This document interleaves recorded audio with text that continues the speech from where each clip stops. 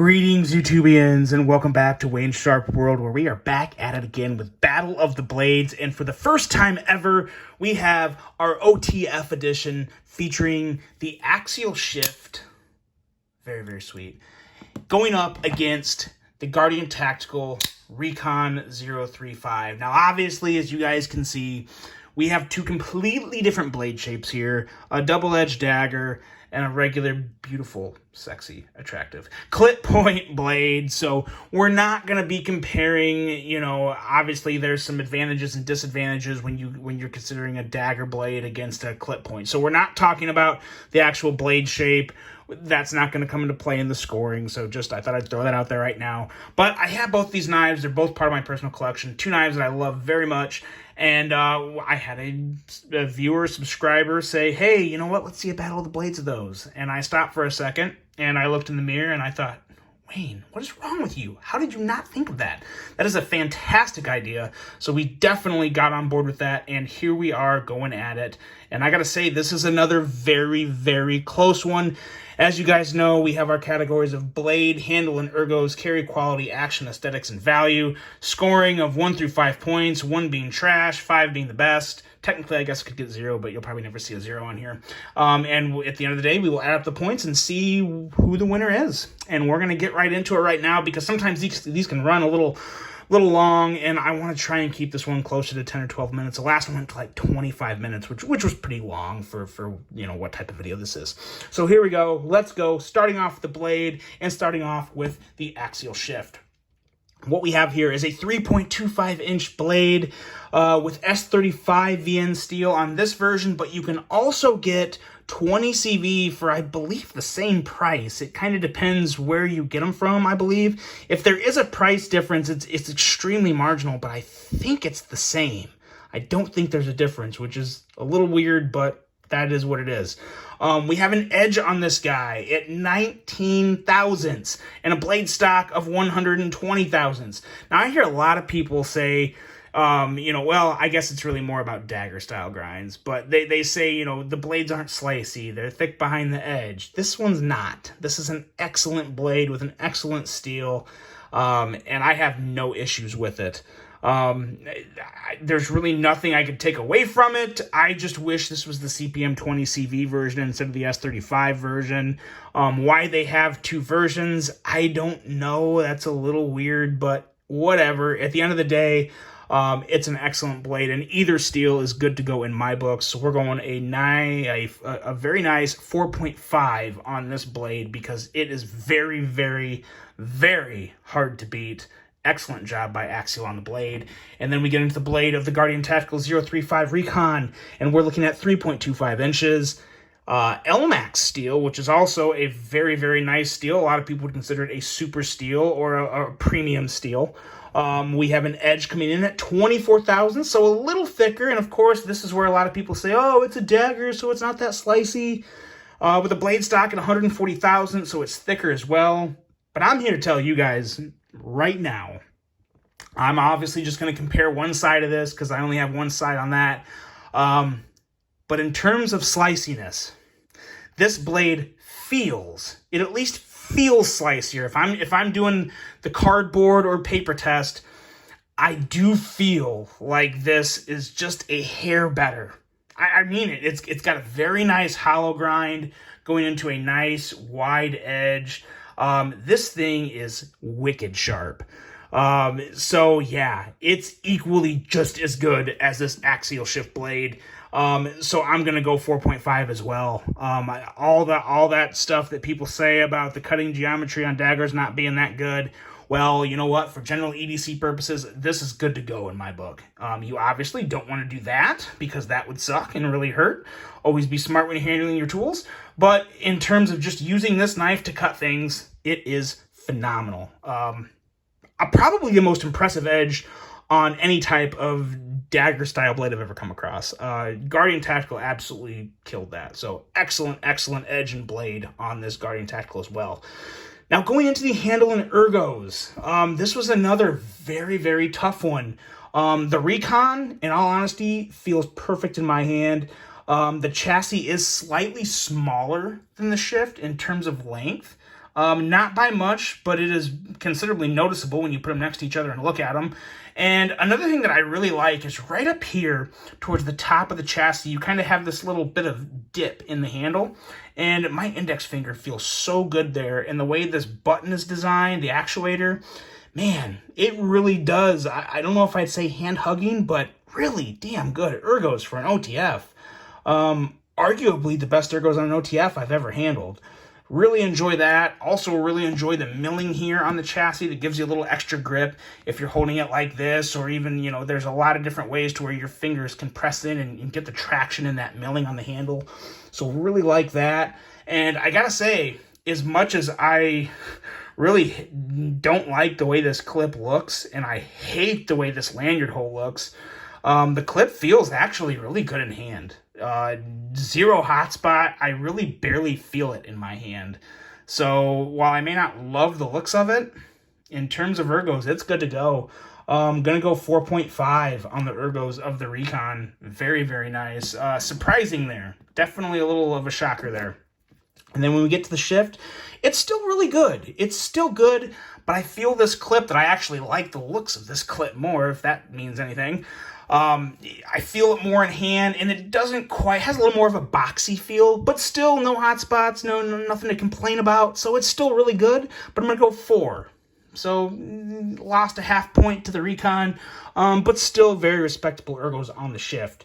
Now going into the carry, this is where the deep carry clip and the clip design is really going to come in to kind of bite the Recon. And again, that kind of depends on what each person's looking for in their carry, because, you know, some people like having a little of their OTF sticking out. I personally don't. I would prefer it be a full deep carry clip, just like you see here. And I would go a full 5 on the carry of the shift. And I would go 4.5 on the carry of the Recon, because it still does carry really good. And when I got this Recon, one of my biggest gripes in the clip, a viewer commented, said, give that clip a chance. Don't be too quick to judge it. And I will say, it goes in and out of the pocket every bit as easy as the shift. There's really no difference whatsoever. So in terms of performance, it is a very nice clip. I thought I should say that because I say a lot of bad things about this clip, but in terms of performance, it really is good, but it just doesn't carry quite as well as the clip on the shift and the rest of the handle. I mean, it's a little shorter, but when you're talking about that minor of a difference in length, yeah, that really doesn't make a difference to me in terms of my pocket, because my pocket's a lot deeper than the difference of the length of that knife. So that's all I have to say about that. Now, going into quality, I'm going to be very brutally honest. OTFs, while both of these OTFs here, I got very lucky and have prime examples of 2 excellently manufactured OTFs. I really don't have any complaints about either one of these. They both have a little bit of blade play because, you know, OTFs just do that unless you're talking, you know, a deadlock. These are both phenomenal. So if I was going off just these 2 knives here, I would give them both 5s, because fit and finish is excellent. There's no scratches, there's no nothing. The actuators are nice and easy to use. Yeah, they're just good to go. So I would go full 5s on both of these. But here's the deal. I have heard of people having bad examples of a shift, and I have heard of people having bad examples of a Guardian Tactical Recon. So there's a lot of room for error when it comes to manufacturing OTFs. And I am going to take that into consideration. So the actual score I'm going to give both of these is a 4, because, like I said, these 2 are perfectly executed. And the way I look at this is whether I give them both 5s because these are both fantastic, or if I give them both 4 to give out the PSA of, hey, heads up, you could always get, you know, one that's not as good as mine, because OTFs, there's just, like I said, there's just more room for error when it comes to making these things and people's preferences and all sorts of things. So keep that in mind when you're buying them. I do feel like there's a little more chance of getting one that isn't quite as satisfying. I got very lucky with these 2. They're both phenomenal. But at the end of the day, just remember that. So I'm going to go 4 in terms of quality for both of these knives, even though these individual ones are 5s. So, yeah. Action. What am I going to do with action? Because the action of both of these are actually great. They really are. In terms of firing power, there's your Recon.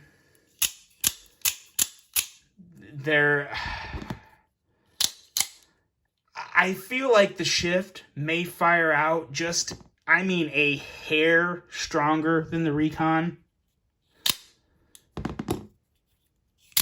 Just a hair. But the level of smoothness you get in the actuator on the Recon makes up for that difference, in my opinion. Because as much as you like seeing the blade rocket out as fast as it can, there is a little give and take there in terms of just how good this actuator feels. And I've got to give an edge to the Recon, because this actuator running with those ball bearings under the actuator, it's just too smooth and too easy to use.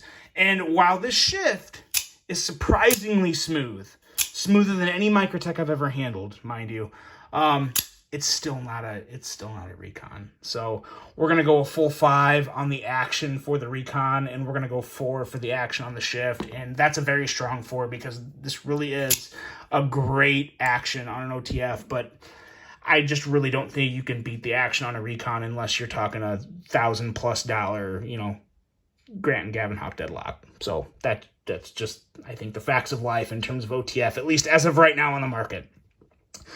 Aesthetics, another very, very, very tough category.